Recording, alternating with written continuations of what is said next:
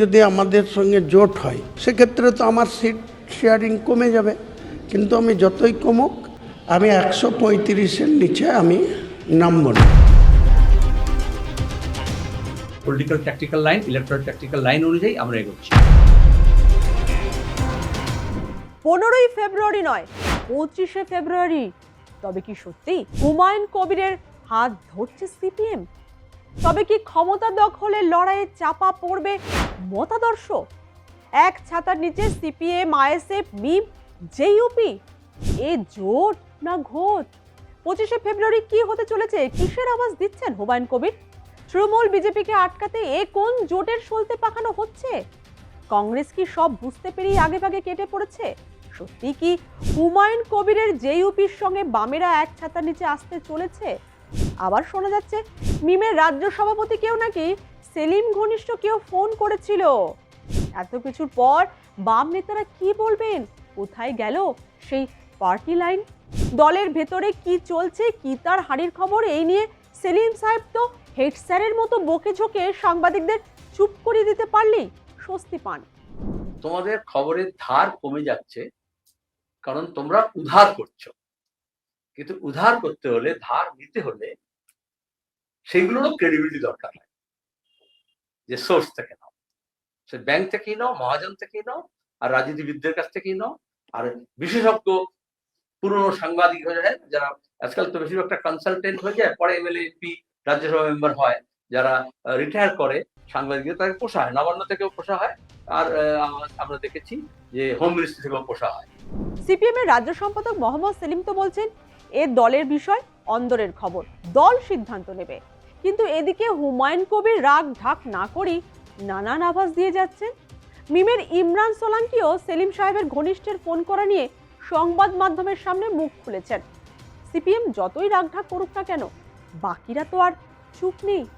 এমনিতেই হুমায়ুন কবির ও মোহাম্মদ সেলিমের বৈঠক নিয়ে কম চর্চা হচ্ছে না রাজ্য রাজনীতিতে।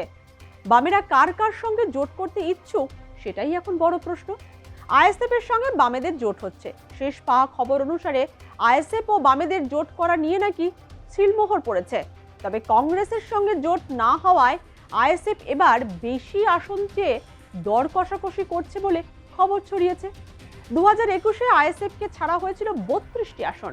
এবার নাকি 50 আসনে লড়ার কথা বলছেন নওসাদ সিদ্দিকী।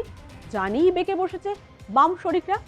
অন্যদিকে নওসাদ সিপিএম এর পাশাপাশি হুমায়ুন কবিরের সঙ্গেও তলে তলে সমঝোতার রাস্তা খোলা রেখেছে। আবার হুমায়ুন কবিরও সিপিএম এর সিদ্ধান্তের দিকে তাকিয়ে রয়েছে। তিনি তো জোটের নেতা বলতে মোহাম্মদ সেলিমের প্রশংসায় পঞ্চমুখ। সঙ্গে আবার এও জুড়েছেন তিনি সিট শেয়ারিং এ কোনো কম্প্রোমাইজ করবেন না। 135 আসনেই লড়বেন তিনি, আর জোট না হলে 182 আসনে লড়বেন।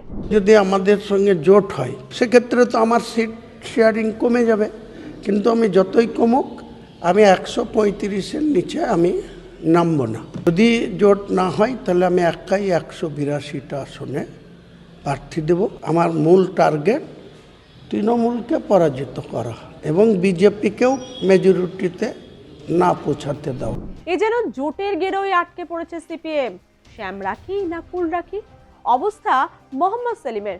এর ওপর আবার যুক্ত হয়েছে মিমের রাজ্য সভাপতি ইমরান সোলাঙ্কি আবার দাবি করেছেন তার সঙ্গে কথা বলতে চেয়ে ফোন করেছিল সেলিম ঘনিষ্ঠ কেউ। কিন্তু কি নিয়ে কথা তা অবশ্য কিছু জানা যায়নি। তবে কি মিমের সঙ্গেও জোট করতে ইচ্ছুক সিপিএম? কথাই বলে না, ভূত বড় বালায়।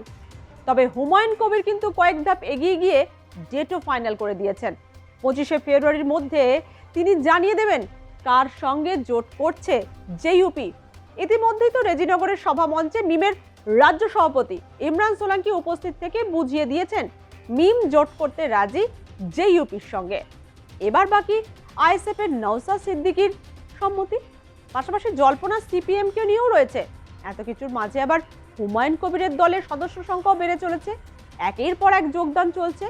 সম্প্রতি জনতা উন্নয়ন পার্টিতে যোগ দিয়ে কংগ্রেসকে একহাত নিয়েছেন বসিরহাট মাওলানা দরবারের পীরজাদা খোয়েব আমিন। মোহাম্মদ সেলিম যেভাবে কংগ্রেস তথা প্রদেশ কংগ্রেস সভাপতি শুভঙ্কর সরকারকে আক্রমণ করেছেন, ঠিক একই ভাষায় মন্তব্য করেছেন খোয়েব আমিন। তার অভিযোগ কংগ্রেস হাইকমান্ডের পক্ষ থেকে রাজ্যের মুখ্যমন্ত্রী তথা মমতা বন্দ্যোপাধ্যায়ের বিরুদ্ধে বিরূপ মন্তব্য করতে নিষেধ করা হয়েছে।